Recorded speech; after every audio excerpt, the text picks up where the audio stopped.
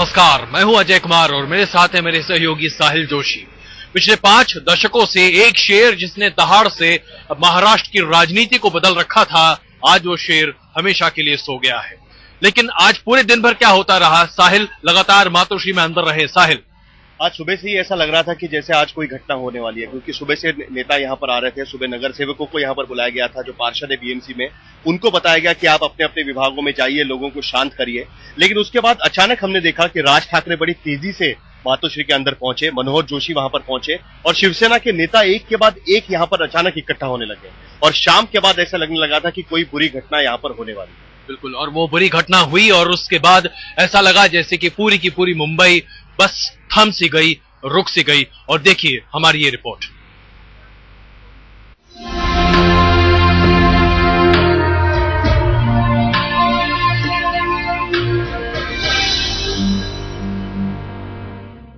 जिंदगी को हार माननी पड़ी। बूढ़ा जिस्म हौसले का हथियार लिए मौत से भिड़ता रहा, उसे टालता रहा, लेकिन बदन का ताप ठंडा पड़ चुका था। उसके भीतर जीवित रहने की ऊष्मा उड़ चुकी थी। कई दिनों तक जंग लड़ने के बाद बाला साहब ठाकरे आखिरकार विदा हो गए। It is with grief and sadness that we wish to inform you all that Honorable Shri Bala Saheb Thackeray breath his last at around 3:30 p.m. today. He had gone into cardiorespiratory arrest, which we tried to revive, but we were unable to revive, and we declared him has passed away at around 3:30 p.m. पिछले कुछ दिनों में उनके जीवन का सूरज कई बार मौत के बादल में छिपता रहा, उभरता रहा। ऐसा लगा जैसे अभी डूबने का वक्त नहीं आया है, लेकिन उसे उभरने की उम्मीदों के बीच ही डूबना था। उनके जाने की खबर सुनकर चाहने वालों के चेहरों पर मातम का अंधेरा पसर गया।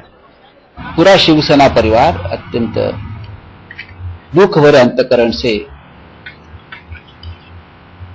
ये निवेदन करता है कि आपको अब तक पता चला होगा कि आदरणीय शिवसेना प्रमुख, हिंदू हृदय सम्राट, शिवसेना प्रमुख बाला साहब ठाकरे जी का आज तड़के 3:30 बजे स्वर्गारोहण हुआ है।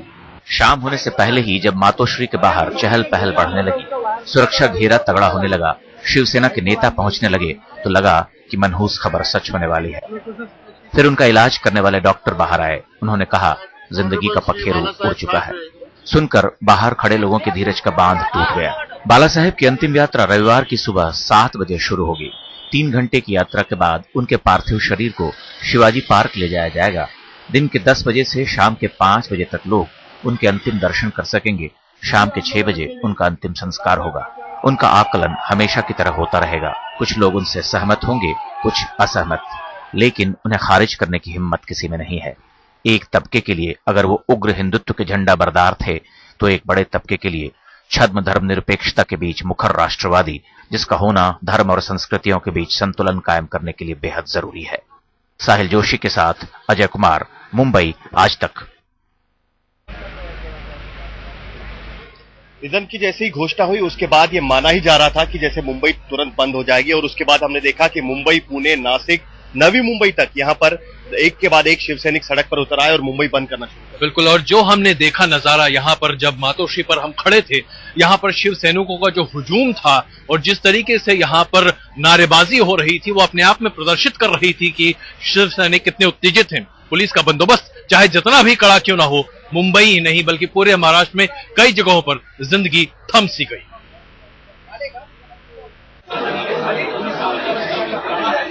जैसे ही शिवसेना सुप्रीमो बाला साहब ठाकरे के निधन की खबर मातोश्री से बाहर आई, भावनाओं का सैलाब उमड़ने लगा।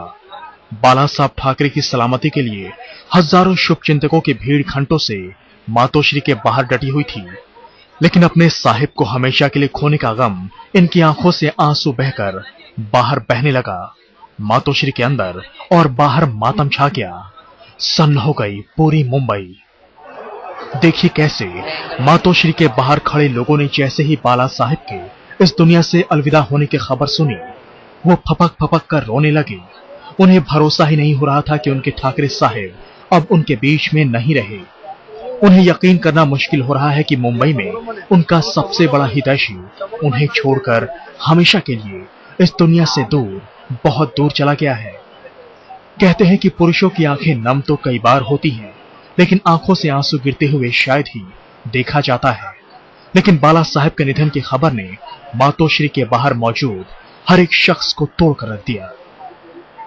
बाला साहब के निधन की खबर जैसे जैसे फैलती गई, वैसे वैसे लोगों का हुजूम मातोश्री की तरफ बढ़ता गया। उनके लिए खबर पर भरोसा करना मुश्किल हो रहा था और वो शायद इसी आस में, इसी उम्मीद में जुटते जा रहे थे कि काश बाला साहब के अलविदा होने की खबर गलत निकले।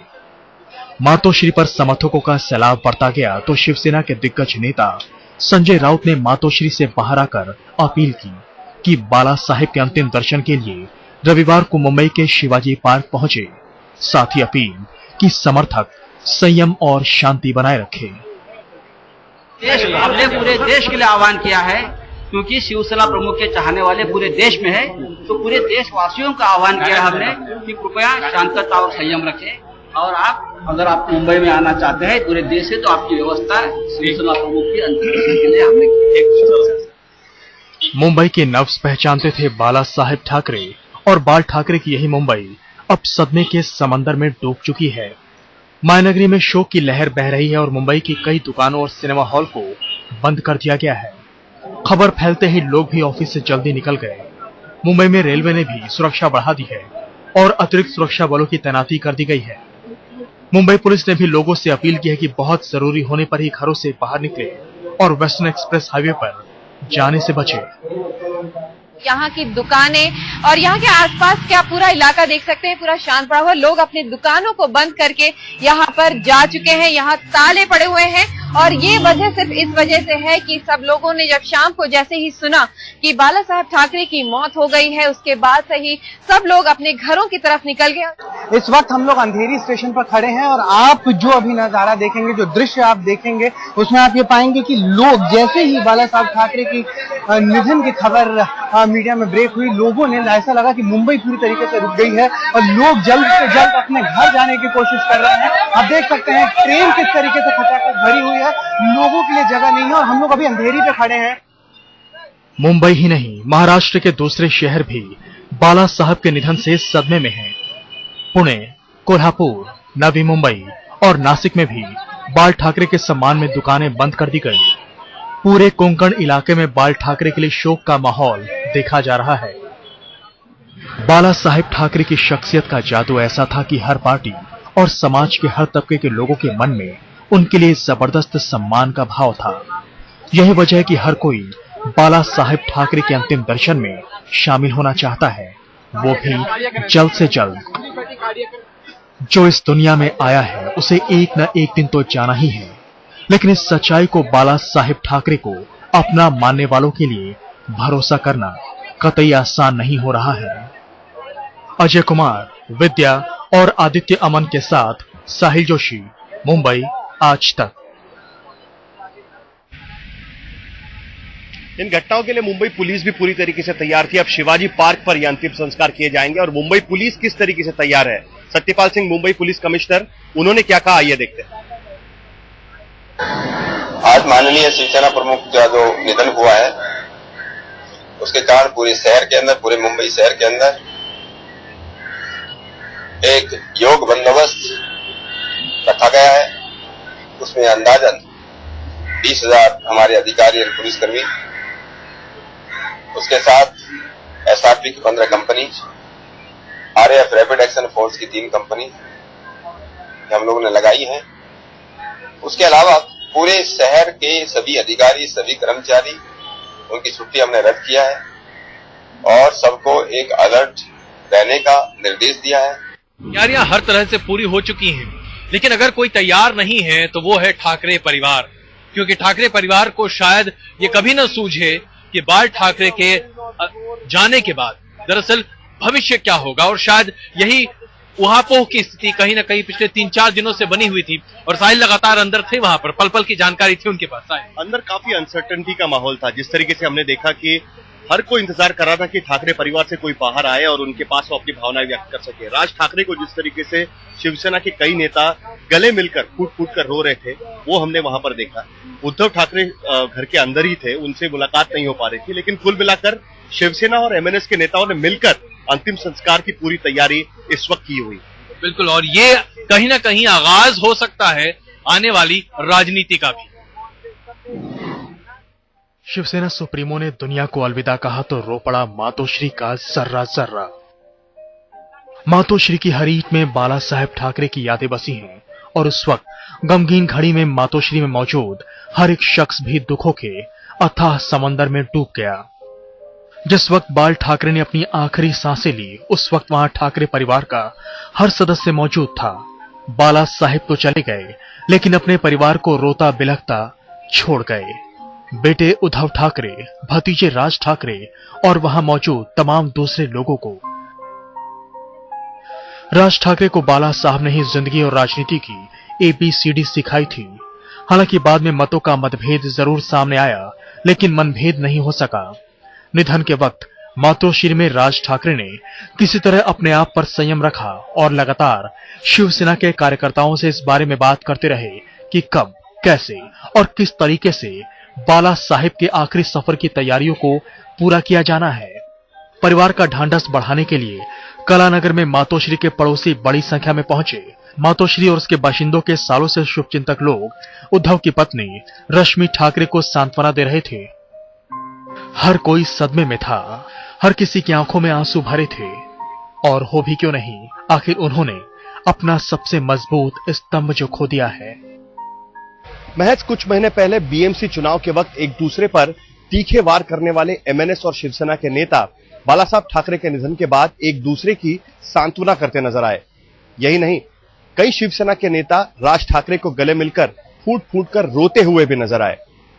ये बात तो साफ है कि भले ही राजनीतिक दृष्टि से MNS और शिवसेना एक साथ ना आए, लेकिन दुख की घड़ी दोनों के नेताओं को और दोनों भाइयों को एक साथ जरूर दिखा देती है। अमिताभ सिन्हा और अजय कुमार के साथ साहिल जोशी, मुंबई, आज तक।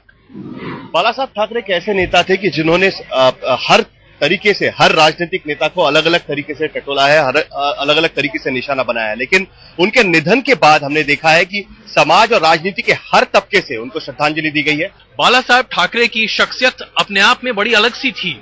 उनकी सोच ने महाराष्ट्र को बदल कर रख दिया। उनकी तीखी टिप्पणियों से लोग डरा करते थे, कांपा करते थे। एडोल्फ हिटलर उनकी पहली पसंद हुआ करते थे। एक ऐसे शख्स को क्या कोई पसंद कर सकता है? पूरे महाराष्ट्र में शायद ही कोई ऐसा शख्स हो जो बाला साहब ठाकरे को नापसंद कर सकता हो। जिस तरीके की बेलगाम शैली का वो इस्तेमाल करते थे, उससे ऐसा लगता था कि जैसे वो उनके दुश्मन है। कुछ शरद पवार उन पर जिस तरीके से उन्होंने टिप्पणी की है, सोनिया गांधी हो या मनमोहन सिंह हो, लेकिन आज हमने ये देखा कि उनके निधन के बाद इन सभी लोगों की जो प्रतिक्रिया रही है वो सचमुच में सुनने लायक।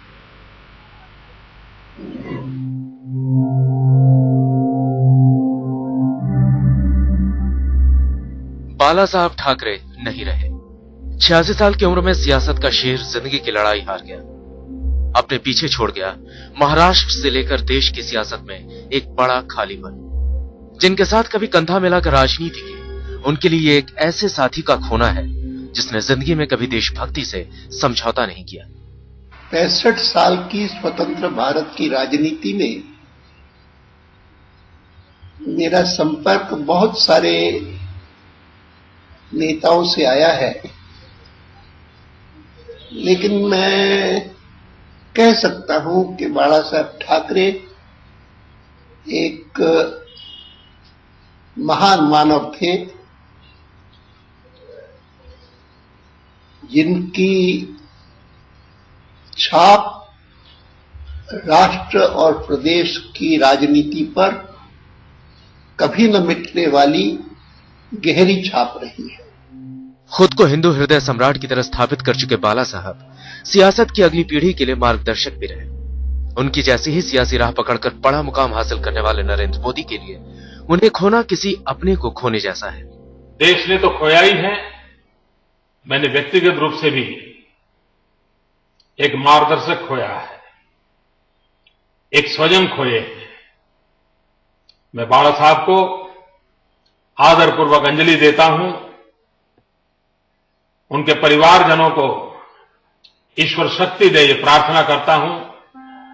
ताउम्र कांग्रेस विरोध की सियासत करते रहे बाला साहब का यूं चले जाना कांग्रेस नेताओं को भी खल गया। गृह मंत्री सुशील कुमार शिंदे के लिए वो देश की राजनीति में एक झंझावात की तरह थे। और राजनीति में वो हमेशा उनकी पार्टी की ओर से झगड़ते थे, मेरे पर क्रिटिसाइज भी करते थे। लेकिन मैंने जब मैं मुख्यमंत्री था तभी जब भी मैंने अच्छे सुझाव रखे तो उन्होंने सपोर्ट करने का वादा किया था और उन्होंने निभाया। बीजेपी नेता सुषमा स्वराज की नजर में बाला साहब होने का मतलब है हिमालय की तरह विशाल और अडिग होना। मैं ये मानती हूं कि उनका व्यक्तित्व हिमालय जितना ऊंचा था और हिमालय जितना ही अडिग। ऐसे व्यक्तित्व का जाना भारतीय राजनीति के लिए एक अपूरणीय क्षति है और मुझे तो जीवन में उनसे बहुत आत्मीयता मिली। मैं अपने आप को धन्यभागी मानती हूं कि भरपूर स्नेह एक ऐसी महान शख्सियत ने मुझे दिया। इसलिए मेरे लिए तो उनका जाना एक ऐसी कमी छोड़ गया है जो कभी पूरी नहीं। बीजेपी अध्यक्ष नितिन गडकरी की जिंदगी का भी अहम हिस्सा थे बाला साहब ठाकरे।